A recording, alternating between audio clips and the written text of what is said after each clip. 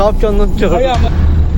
সকাল থেকে আকাশ শান্তি জল দিচ্ছিল, আর তার মধ্যে রানা এসে গেছিলাম আমায় নিতে। আজকের আমার র্যাপিডো রানা। সকাল সকাল আউটলেটে ঢুকেই দেখি আমার ফ্যানটা বসে আছে আমার জন্য। খাও মা কাসম।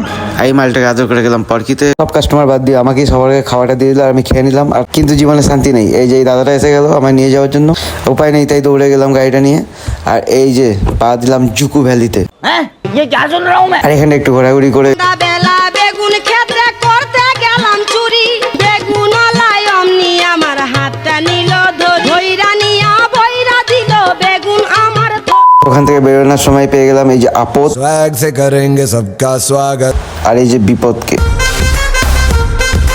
বিপদ কেন একটু পরেই বেজে যাবে, তো গেস্ট এসছে তো কিছু তো খাওয়াতে হবে, তাই পাশের বাড়ির থেকে চিকেন চুরি করে এনে খাওয়ালাম এদেরকে।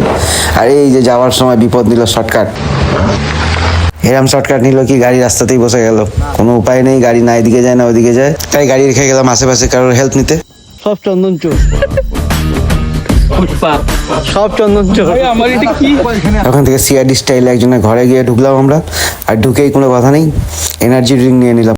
আর ওই মালিকেরই কানে বন্দুক রেখে মালিককে ঘর থেকে বার করে নিয়ে আসলাম গাড়ি ধাক্কা মারার জন্য। আর এই যে ইউএস স্টাইলের রোড আমাদের। আর কাকু ঠিলে গুজে বাইকটাকে তো বার করে দিল, কিন্তু গাড়িটা পড়েই রয়েছে তখনও। আর এই ছোট হাতিটাকে ধাক্কা টাক্কা মেরে আমরা বাইর করে নিলাম। আর ততক্ষণে আপদ নিজের বাইক নিয়ে পালিয়ে গেছে। আর এই যে বিপদ, আর এই আপদ বিপদের চক্করে শরীর মাথা দুটোই শেষ, তাই ঘরে এসে ঘুমালাম। Good night.